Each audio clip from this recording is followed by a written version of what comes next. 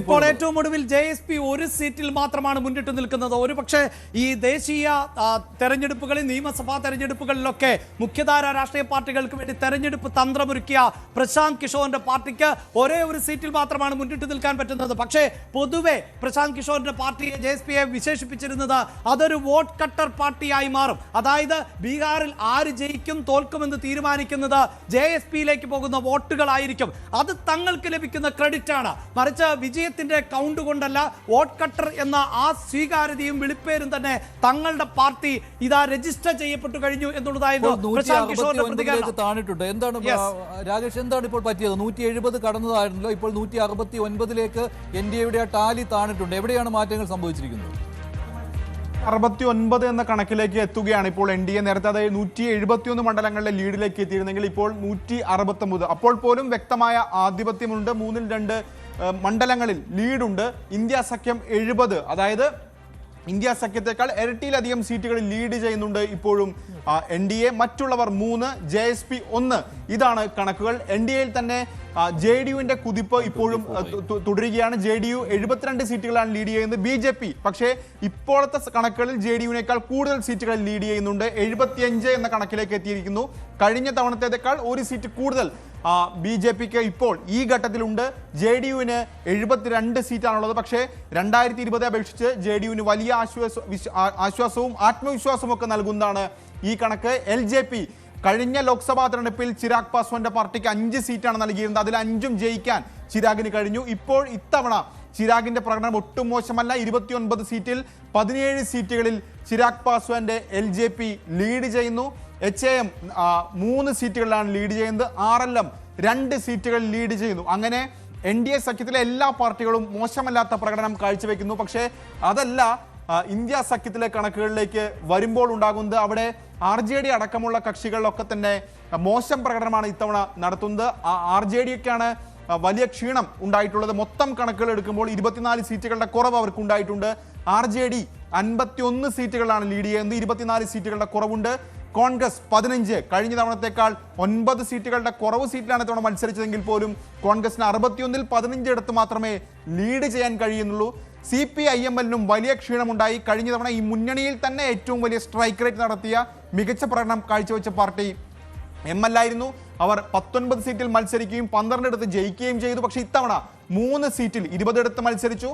3 സീറ്റിൽ മാത്രമാണ് നിലവിൽ അവർക്ക് ലീഡ് ചെയ്യാൻ കഴിയുന്നത്. CPM 4 സീറ്റിൽ മത്സരിച്ചു, ഒരിടത്താണ് ലീഡ് ചെയ്യുന്നത്. കഴിഞ്ഞ തവണ 2 സീറ്റുകൾ ഉണ്ടായിരുന്നു. CPI 4 സീറ്റിൽ മത്സരിച്ചെങ്കിൽ പോലും അവർക്ക് ഇത്തവണ അതല്ല സാഹചര്യം. 6 സീറ്റിൽ മത്സരിക്കുമ്പോൾ CPIക്ക് ഒറ്റ സീറ്റിലും ഈ ഘട്ടത്തിൽ ലീഡ് ചെയ്യാൻ കഴിഞ്ഞില്ല. VIP അതുപോലെ കഴിഞ്ഞ തെരഞ്ഞെടുപ്പിൽ NDAക്ക് വലിയ രീതിയിൽ തുണച്ച പാർട്ടിയാണ്. 4 സീറ്റുകൾ അവർ നേടി. അത് ഈ അവസാന നിമിഷത്തെ ഇഞ്ചോടിഞ്ചുള്ള പോരാട്ടത്തിൽ 4 സീറ്റുകൾ NDAക്ക് നിർണായകമായിരുന്നു. പക്ഷേ ഇത്തവണ സഖ്യം മാറി മത്സരിക്കുമ്പോൾ മുകേഷ് സൈനിയുടെ പാർട്ടി ഒരു ചലനവും ഉണ്ടാക്കുന്നില്ല എന്നാണ് ഈ നിമിഷത്തെ കണക്കുകൾ സൂചിപ്പിക്കുന്നത്. VIPക്ക് ഒരു സീറ്റിൽ പോലും ലീഡ് ചെയ്യാൻ ഇതുവരെ കഴിഞ്ഞിട്ടില്ല എന്നുള്ളതാണ്. അതായത് സഖ്യം മാറിയിട്ടും ഒരു ഗുണവും അവർക്ക് ഉണ്ടായിട്ടില്ല. അപ്പം നേരത്തെ NDAയിൽ നിൽക്കുമ്പോൾ അവർക്ക് സീറ്റെങ്കിലും ഉണ്ടായിരുന്നു. പക്ഷേ ഇപ്പോൾ അതുപോലുമില്ല. RJD 50-ൽ താഴെ എത്തിയിരിക്കുകയാണ്. 49ആയിട്ട് അംഗസംഖ്യ കുറഞ്ഞിരിക്കുകയാണ്. അങ്ങനെ 70 സീറ്റുകളിൽ മാത്രമുള്ള ലീഡാണ് മഹാസഖ്യത്തിന് ഇപ്പോൾ കാണുന്നത്. 50%-ലധികം വോട്ട് ഷെയർ ഇതിനകം നേടിക്കഴിഞ്ഞു NDA സഖ്യം.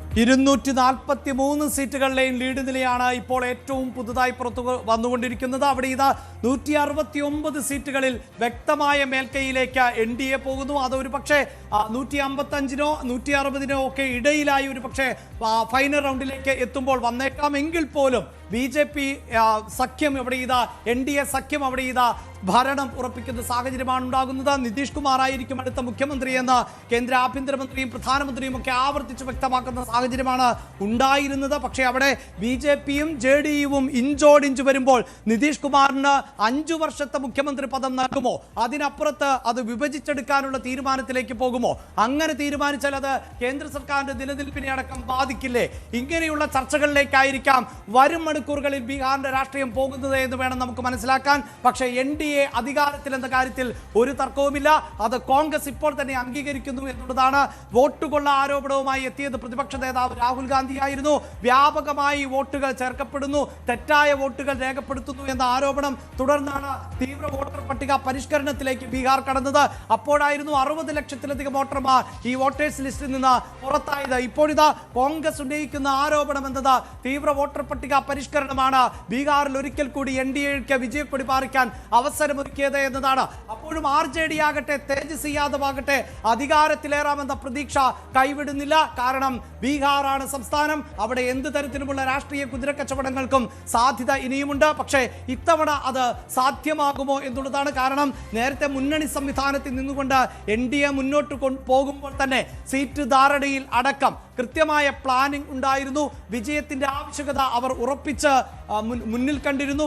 അത് തന്നെയാണ് ഇപ്പോൾ പ്രതിഫലിച്ചുകൊണ്ടിരിക്കുന്നത് എന്ന് വേണം നമുക്ക് അനുമാനിക്കാൻ. തെരഞ്ഞെടുപ്പ് കമ്മീഷന്റെ ഏറ്റവും പുതിയ ഫലങ്ങൾ പുറത്തു വരുമ്പോഴും അധികാരം ഉറപ്പിക്കുന്ന തരത്തിലേക്ക് NDA എത്തിയിട്ടുണ്ട് എന്നുള്ളതാണ്. പ്രിയപ്പെട്ട പ്രേക്ഷകരെ, കേരളത്തിന്റെ ദേശീയ ചാനലായ ന്യൂസ് 18 കേരളം ഇപ്പോൾ നൽകിക്കൊണ്ടിരിക്കുന്നത് ബീഹാറിൽ നിന്നുള്ള ഞങ്ങളുടെ ഇൻപുട്ടുകൾ നേരിട്ടാണ് പ്രേക്ഷകരിലേക്ക് എത്തുന്നത്.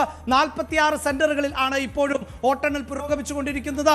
ആ സെന്ററുകളിലെ വോട്ടിംഗ് ടേബിളുകളിൽ നിന്ന് ഞങ്ങളുടെ പ്രതിനിധികൾക്ക് ലഭിക്കുന്ന ഇൻപുട്ടിനെ കേന്ദ്രീകരിച്ചുകൊണ്ട് അത് ക്രോഡീകരിച്ചുകൊണ്ടുള്ള ഡേറ്റയാണ് ഞങ്ങൾ പ്രേക്ഷകരിലേക്ക് എത്തിക്കുന്നത്. അത് തെരഞ്ഞെടുപ്പ് കമ്മീഷൻ നൽകുന്ന ഡേറ്റകളെക്കാൾ വളരെ വേഗത്തിൽ ഉള്ള അപ്ഡേറ്റ് ആയി തന്നെ കണക്കാക്കാം. ഏറ്റവും ആധികാരികമായ കണക്കുകളാണ് മഞ്ജുഷ് നമ്മൾ ഇപ്പോഴും നൽകുന്നത്. ഇതാ 170ലേക്ക് വീണ്ടും ഓരോ നിമിഷവും ചില മാറ്റങ്ങൾ സംഭവിക്കുന്നുണ്ട്. അതാണ് 170. ഓരോ റൗണ്ടുകൾ എണ്ണിക്കഴിയുമ്പോഴും ചെറിയ ചില മാറ്റങ്ങൾ സംഭവിക്കുന്നു. എന്നാലും വലിയ മാറ്റങ്ങളിലേക്ക് പോകുന്നില്ല. ഇപ്പോഴും 168നും 172നും ഇടയ്ക്ക് സീറ്റുകൾ എപ്പോഴും NDAക്ക് ഇപ്പോൾ മുഴുവൻ സീറ്റുകളിലെയും ലീഡ് നില അറിയാൻ കഴിയുമ്പോൾ ആ ഒരു ട്രെൻഡ് തന്നെയുണ്ട്. ഇപ്പോൾ 171ലേക്ക് ലീഡ് ഉയർന്നിരിക്കുകയാണ്. 171-68. ജൻസുരാജ് പാർട്ടിക്ക് ഒരു സീറ്റിൽ ലീഡ് നേടാൻ കഴിഞ്ഞിട്ടുണ്ട്. 3 സീറ്റുകളിൽ മറ്റുള്ളവരാണ്. അത് ഒവൈസിയുടെ പാർട്ടിക്ക് ലീഡ് കിട്ടിയിട്ടുണ്ട്. അതുകൊണ്ടാണ് അങ്ങനെ ഒരു കണക്ക് വന്നത്. പക്ഷേ MGBയിൽ ഒന്നും, മഹാസഖ്യത്തിൽ ഒന്നും ശുഭകരമല്ല. അവിടെ RJDക്ക് മാത്രമാണ് കഴിഞ്ഞ തവണത്തെ അത്രയും വന്നില്ല എങ്കിൽ പോലും ഒരു മെച്ചപ്പെട്ട വലിയ നഷ്ടമാണ്. എങ്കിൽ പോലും അല്പമെങ്കിലും മെച്ചപ്പെട്ട പ്രകടനം കാഴ്ചവെക്കാൻ കഴിഞ്ഞിട്ടുള്ളത്. കോൺഗ്രസ് തകർന്നടിയുകയായിരുന്നു. അതോടൊപ്പം തന്നെയാണ് ഇടത് പാർട്ടികളുടെ നിലയും. ഇപ്പോൾ 5 സീറ്റുകളിൽ മാത്രമേ ഇടത് പാർട്ടികൾക്ക് ലീഡുള്ളൂ. കഴിഞ്ഞ തവണ 16 സീറ്റുകൾ 3 പാർട്ടികളും ചേർന്ന് നേടിയ സ്ഥാനത്ത് ഇത്തവണ കൂടുതൽ സീറ്റുകളിൽ മത്സരിച്ചിട്ട് പോലും അവർക്ക് നില മെച്ചപ്പെടുത്തുവാൻ കഴിഞ്ഞിട്ടില്ല എന്ന് മാത്രമല്ല കഴിഞ്ഞ തവണത്തേക്കാൾ ഒരുപാട് പിന്നോക്കം പോയി.